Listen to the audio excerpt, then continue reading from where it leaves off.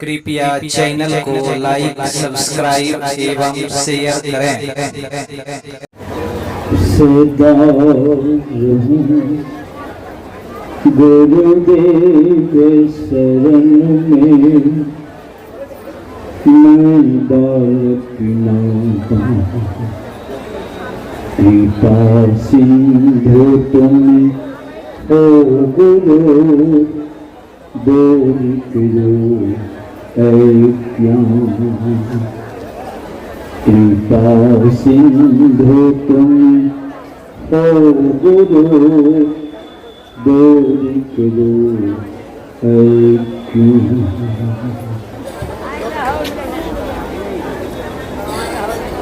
सद्गुण संपन्न समस्त महात्मागण को सत सत नमन है। नमन है सद्गुणों के प्यारे सज्जनों को, माताओं और बहनों को भी हार्दिक नमन है।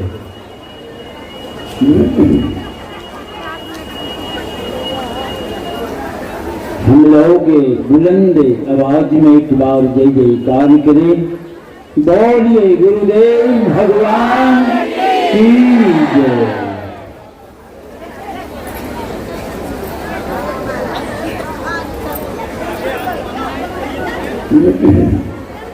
तो हम पहले आप लोगों को निमंत्रण देते हैं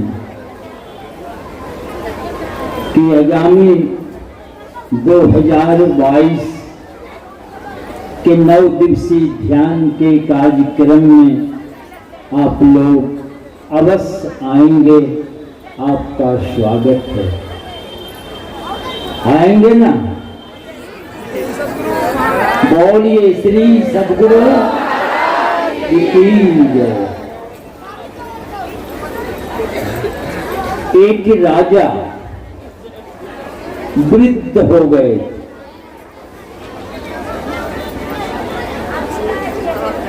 और एक भी संतान नहीं। बड़ी चिंता हुई कि यह विशाल साम्राज्य को कौन देखेगा। अब वृद्ध हो गए हैं, अब आशा भी नहीं है।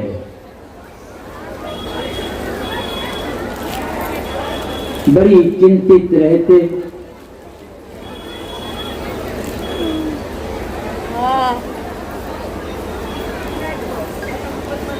एक महात्मा जी आए,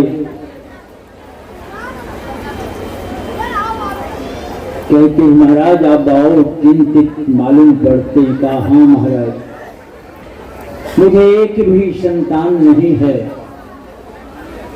कौन इस विशाल साम्राज्य को देखेगा। कहा चिंता मत करो, तुम्हारे पास बहुत मंत्रीगण हैं, जो योग्य है उसी को बैठा दो। कहा किनको बैठा दें? कहा जो योग्य है। कि पता कैसे चलेगा कि कौन योग्य है? महात्मा जी इशारा कर दिए कि बस यही परीक्षा ले लो, जो पास हो जाए उसी को गद्दी पर बैठा देना। दूसरे दिन बादशाह दरबार में जब आए, सारे मंत्रीगण खड़े हो गए।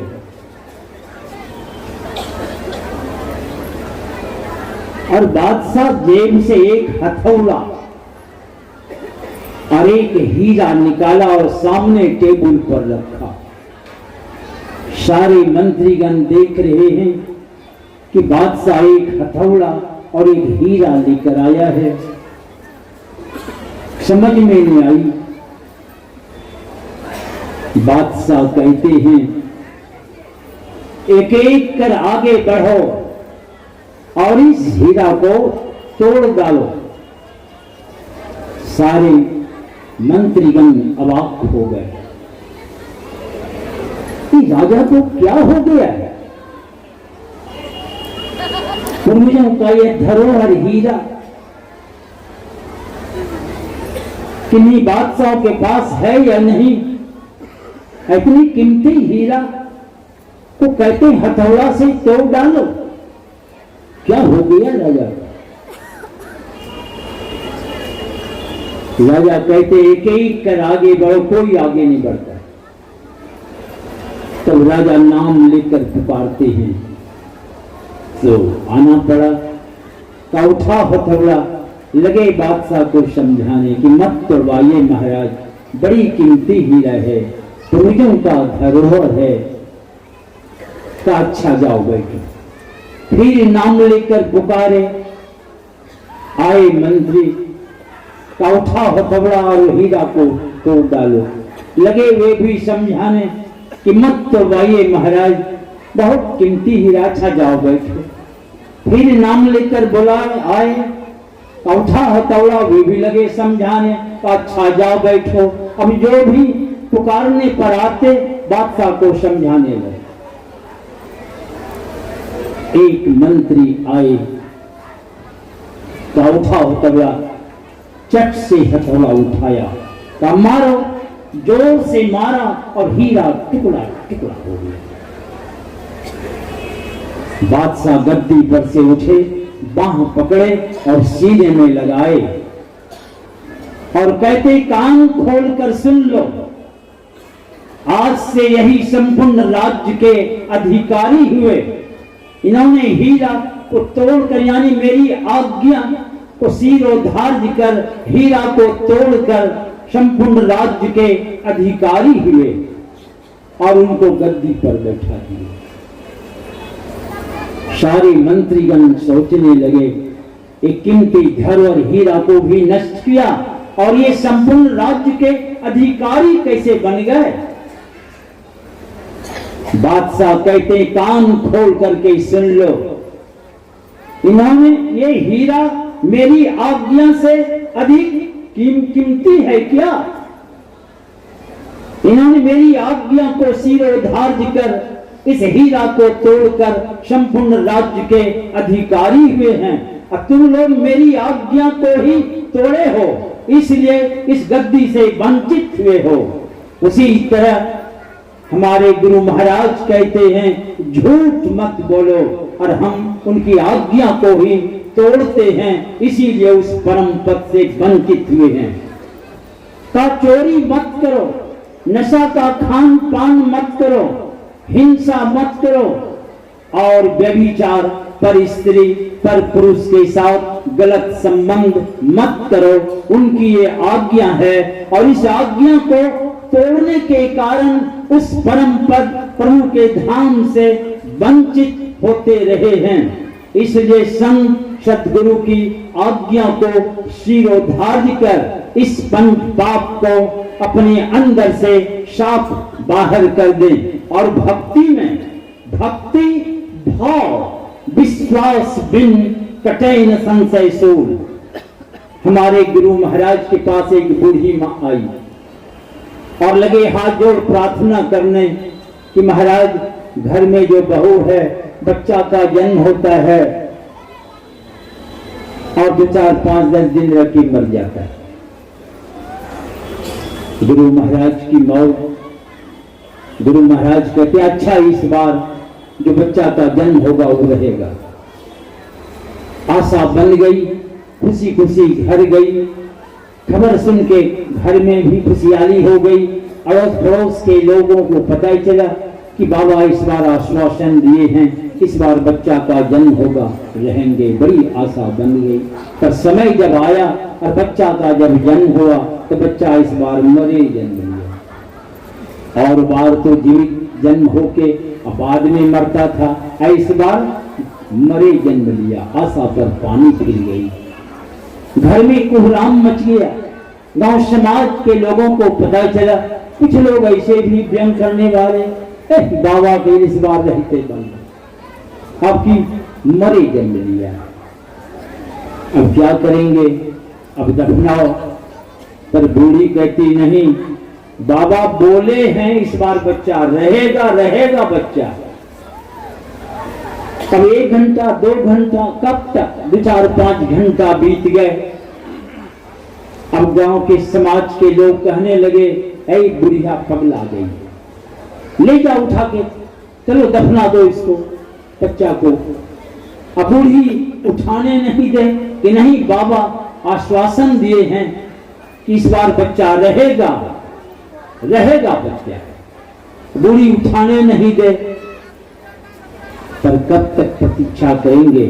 अंत में जबरदस्ती बच्चा को उठा के चली दफनाने, बूढ़ी पकड़ के लटक गई। बूढ़ी कहने लगी, नहीं बाबा बोले हैं बच्चा रहेगा। वही झींचा तानी में बच्चा रोने लग गया। भक्ति भाव विश्वास बिन कटे न संशय सोल।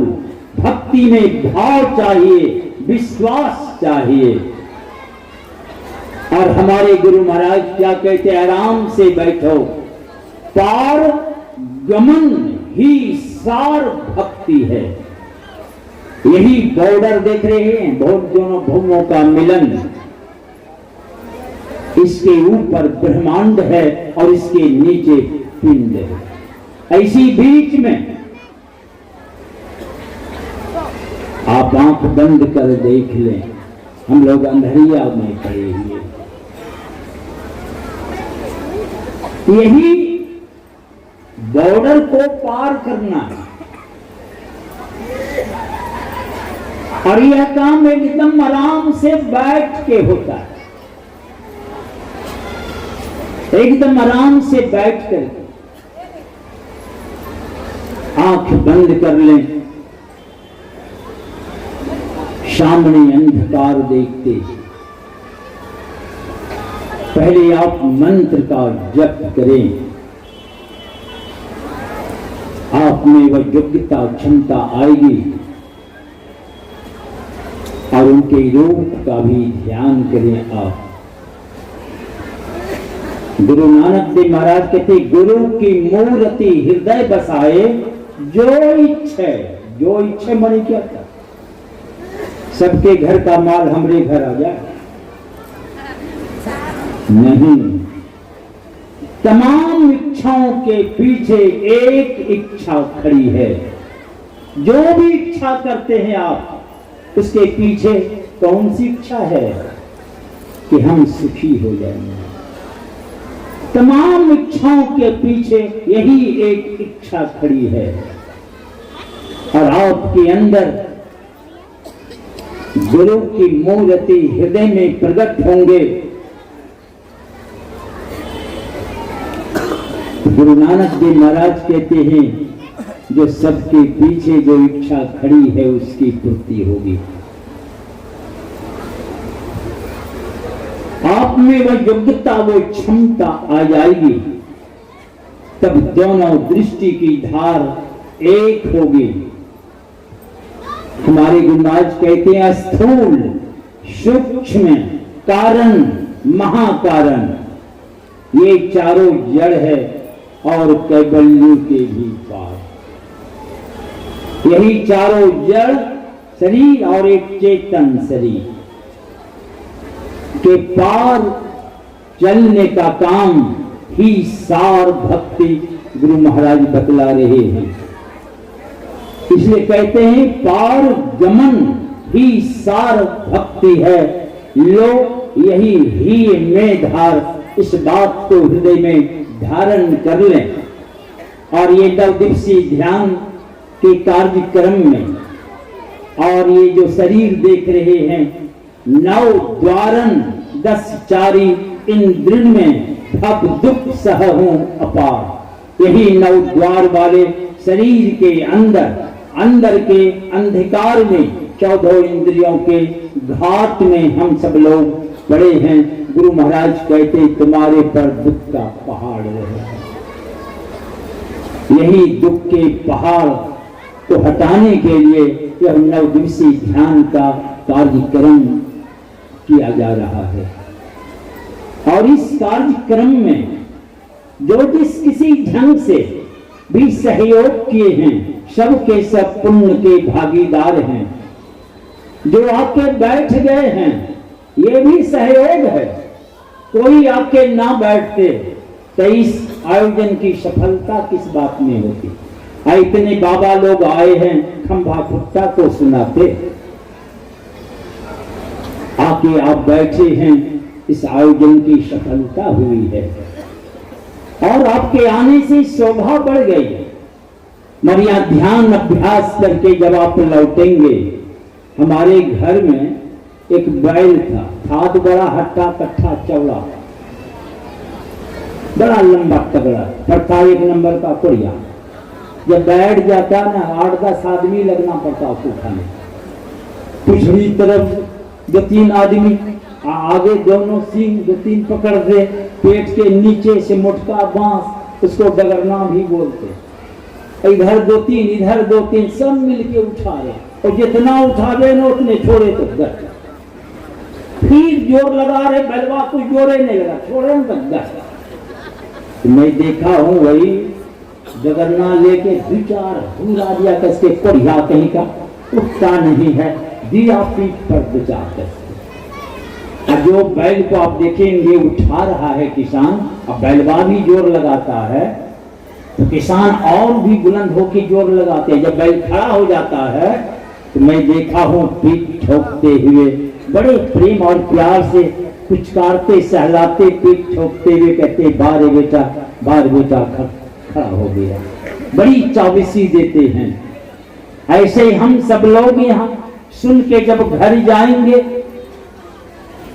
वहां जाके घर तो जमराज का होगा लगेगा, ले जाके गद नहीं, बैठ के आराम से 2 नयन बीचों बीच में आप देखने का अभ्यास करते रहेंगे। और इस अभ्यास की क्षमता के लिए मानस जप और मानस ध्यान का अभ्यास करेंगे तो आप में वह योग्यता क्षमता आएगी। दोनों दृष्टि की धार एक होगी, चमचमाता हुआ प्रकाश में बिंदु प्रकट होगा। उसी बिंदु में आप प्रवेश करेंगे और परमात्मा की आवाज को सुनेंगे। उस आवाज को सुनते हुए परमात्मा के पास आप पहुंचेंगे। आपकी भक्ति पूरी होगी, जीवन सदा के लिए सार्थक और सफल होगा। यही शुभकामना के साथ बोलिए श्री सद्गुरु महाराज की।